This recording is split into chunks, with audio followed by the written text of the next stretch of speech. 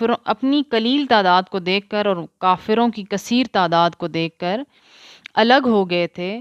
راستے میں ہی چھوڑ کر چلے گئے تھے کہ ہم تو اتنی کثیر تعداد سے نہیں لڑ سکتے کافروں کی،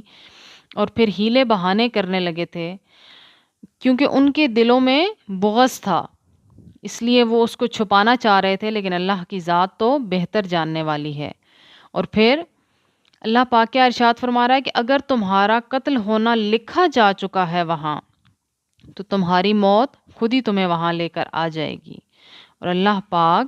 سینوں کے رازوں کو خوب جاننے والا ہے۔ ہم دکھاوے کے اعمال کرتے ہیں لیکن یہ بھول جاتے ہیں کہ عمل تو اللہ کی ذات کے لیے ہے، اور اس نے کہا ہے